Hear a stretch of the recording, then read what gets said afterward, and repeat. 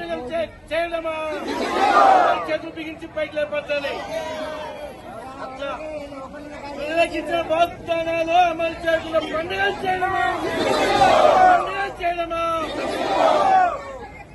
మిత్రులారా, ఈ రోజు రాష్ట్ర వ్యాప్తంగా వ్యవసాయ కార్మికులకు 12,000 రూపాయల జీవన భృతి ఇస్తానని ప్రభుత్వం తప్పించుకుంటున్నది.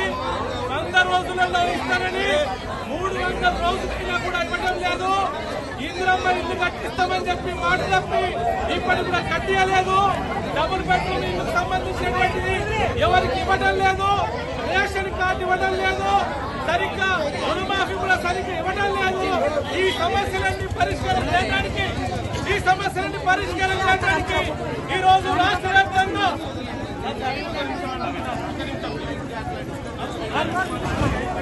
వ్యాప్తంగా ప్రభుత్వం ఇచ్చినటువంటి ఏ హామీలతో ఇచ్చి అధికారంలోకి వచ్చిందో వాటిని అమలు చేయాలని వ్యక్తిగతంగా ఈరోజు దరఖాస్తు చేసుకుంటున్నాం. అంతేకాదు రైతు సంఘం తరఫున, కార్మిక సంఘం తరఫున ఈరోజు మీరిచ్చినటువంటి హామీని కనుక మీకు పోయిన ప్రభుత్వానికి పట్టిన గద్దాన్ని పడుతుందని ఈ సందర్భంగా హెచ్చరిస్తున్నాం. అయ్యా రేవంత్ రెడ్డి, నీ మాటలేమో కోటం దాటినాయి. ఏడాది పాలనలో మా గరీబుల పరిస్థితి ఏమిటి? మీ గరీబుల మంది రోడ్ల మీద కూర్చుంటున్నాం. ఇల్లు లేక 30 లక్షల మంది ఈ రోజు రోడ్ల మీద తిరిగేటటువంటి పరిస్థితి వచ్చింది. వ్యవసాయ కూలీలుగా ఉన్నటువంటి వాళ్ళు భిక్షగాళ్లుగా హైదరాబాద్ నగరంలో, నిజామాబాద్ నగరంలో అడక తింటున్నారు అడ్డల మీద. ఇలాంటి పరిస్థితిని ఆదుకోవాల్సినటువంటి బాధ్యత మీ సర్కార్ది కాదని అడుగుతున్నాం. సంవత్సరానికి 12,000 రూపాయల జీవన భృతి ఇస్తానంటే నీకు ఎన్ని వేలైతే అని అడుగుతున్నాం. ఎన్ని వేలైతాయి? మాట 6,000 కోట్లు మాత్రమే అవుతాయి. నువ్వు పెద్ద పెద్ద కార్పొరేట్లకు, పెద్ద పెద్ద కంపెనీలకు లక్షల కోట్లు దోషపెడుతున్నావు. మీరేం చేస్తున్నారు? మా వ్యవసాయ కూలీలకు, లెక్కలు తప్ప ఆస్తులు లేనటువంటి వాళ్లకు మా పరిస్థితి ఏందని అడుగుతున్నాం.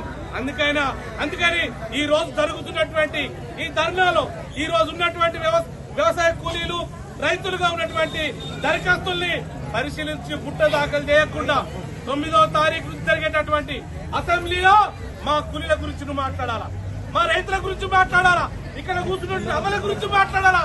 మాట్లాడి మా అందరికీ వచ్చే విధంగా ఆదేశాలు ఇవ్వాలని, లేకపోతే పెద్ద ఎత్తున కూలీ సంఘం, రైతు సంఘం అంతా కూడా ఆందోళన చేసి మీ తగిన గుణపాఠం చెప్తామని చెప్తా ఉన్నాం. కలెక్టర్కి ఇద్దామని చెప్పేసి వచ్చినాం. అయితే ఇందులో ఒక విషయం ఏంటండి, ఏదైతే గవర్నమెంట్ రేవంత్ రెడ్డి గారు చెప్పారు, అయ్యా మీరు 200 యూనిట్లు మేము కరెంటు కాల్చుకుంటున్నాం, మాకు మాఫీ కాలేదు, మాఫీ ఇవ్వండి.